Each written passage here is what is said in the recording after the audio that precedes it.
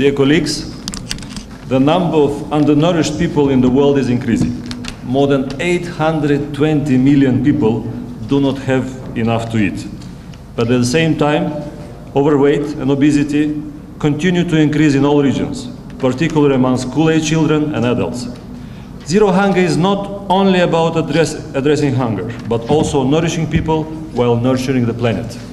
Sevgili dostlarım, dünyada yetersiz beslenen insan sayısının giderek arttığı gösterilmektedir. 820 milyondan fazla sayıda insan yeterli gıdaya erişim sağlayamamaktadır. Ancak bir yandan da özellikle okul çağındaki çocuklar ve yetişkinler arasında olmak üzere tüm bölgede şişmanlık ve obezite artmaya devam etmektedir. Açlığa son verme hedefi sadece açlık sorununa eğilmekle ilgili değildir. İnsanımızı beslerken gezegenimizi de besleyip kucaklamamızla ilgilidir. The studies clearly show us that an unhealthy diet is one of the leading causes of death across the globe from non-communicable diseases. Linked with 1/5 of the deaths worldwide, unhealthy eating habits are also taking a toll on national health budget, costing up to $2 trillion per year. Çalışmalar gösteriyor ki sağlıksız beslenme dünya genelinde bulaşıcı olmayan hastalıklardan kaynaklanan ölümlerin önde gelen sebeplerinden biridir. Dünya genelinde ölümlerin 1/5'inden sorumlu olan sağlıksız beslenme alışkanlıkları yıllık $2 trilyon ile ulusal gelir bütçelerine de dokunmaktadır. Healthy diet starts early in life. It starts with the family. What is important also to mention the breastfeeding. Breastfeeding from the first day fosters healthy growth and improved cognitive development and may have longer-term health benefits such as reducing the risk of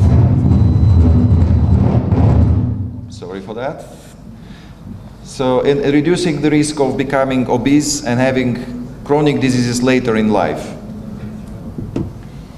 Sağlıklı beslenme aileden, hayatın ilk günlerinden itibaren başlayan bir şeydir.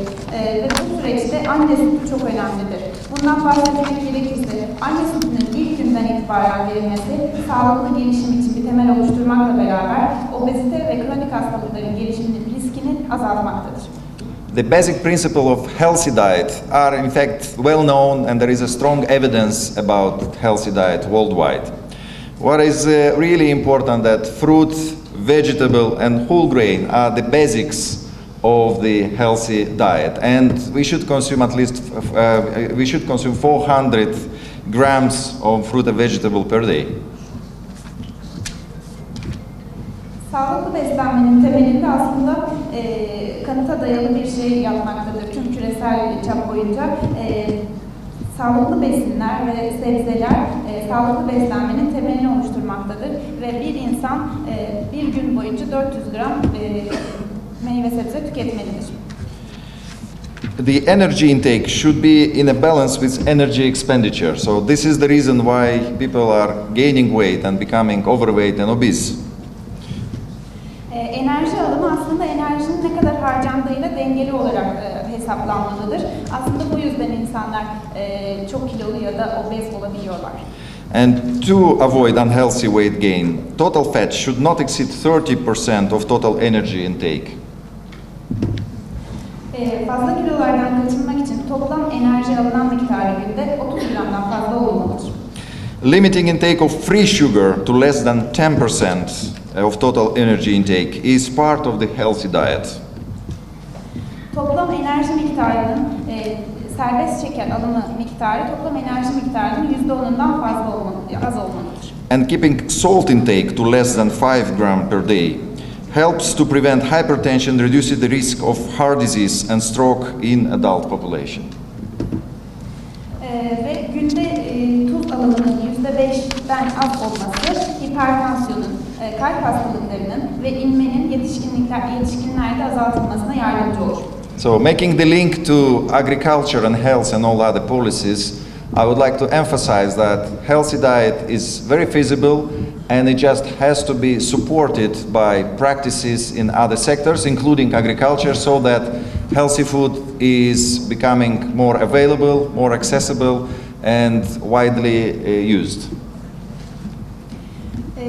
Tarımla, sağlık ve diğer alanlardaki politikalarla bağdaştıracak olursak, sağlıklı beslenmenin uygulanabilir ve diğer sektörler tarafından da desteklenebilir olursa, sağlıklı beslenmenin uygulanabilir ve erişilebilir olduğunu da As you may all know, the Sustainable Development Goals, which Turkey has adopted, are a unifying principle for human development around the world. And the work that the Food and Agriculture Organization and the World Health Organization are undertaking with all of you, as exemplified today, is an important step in achieving the Sustainable Development Goals. Diğer taraftan Türkiye'nin kabul etmiş olduğu sürdürülebilir kalkınma hedeflerine baktığımız zaman bu hedeflerin dünya genelinde insani kalkınma için bağlayıcı bir ilke oluşturduğunu görmekteyiz. İşte sürdürülebilir kalkınma hedeflerine ulaşabilmek için de FAO ve Dünya Sağlık Örgütü sizlerle beraber önemli adımlar atmaktadır. Bu sempozyumda bu adımlardan bir tanesi olarak görülmektedir. When one arrives in Turkey like I did, you realize the incredible progress that has been made by this country. And we have no doubt that it will make great progress in achieving the Sustainable Development Goals. But as a development economist, and I'm not a doctor, I'm an economist, one of the things that we know is happening around the world is that sometimes it is not the absence of money or necessarily the absence of food or the absence of technology that actually creates challenges. The challenges actually come from our lifestyles. Diğer taraftan herhangi bir kişi Türkiye'ye ilk geldiğinde ki ben de aynı şeyi düşünmüştüm. Bu ülkede son zamanlarda gerçekleşen ilerlemeyi net bir şekilde görebilmektedir. Ve şu konuda da hiçbir şüphem yoktur ki Türkiye sürdürülebilir kalkınma hedeflerine ulaşmak için aynı ilerlemeyi önümüzdeki dönemde de sergileyecektir. Ben bir kalkınma ekonomistiyim öncelikle. Bir doktor olmadığımı, hekim olmadığımı tekrar dile getirmek isterim. Ve bir kalkınma ekonomistinin, iktisatçısının gözünden bakıldığında şunu söylemek lazım.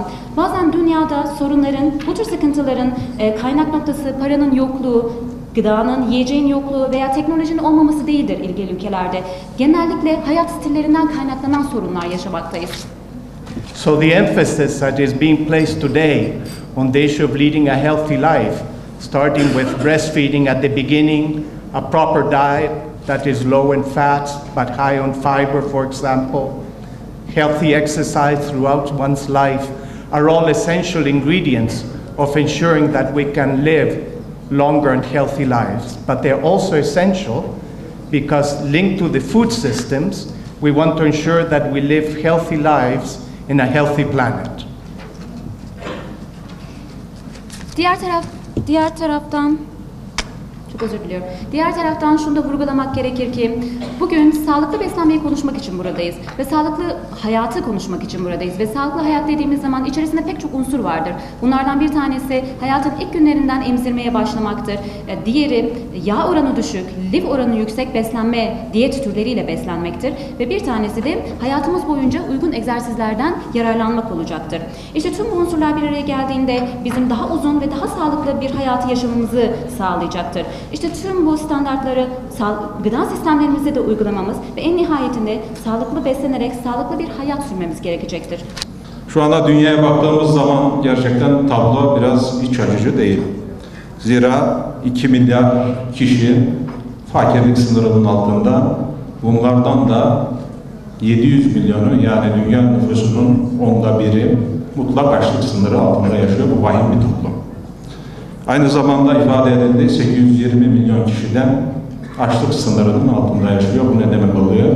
Sağlıklı besine, hatta besine, sağlıklı suya ulaşmada ciddi sıkıntı yaşıyor insanlar.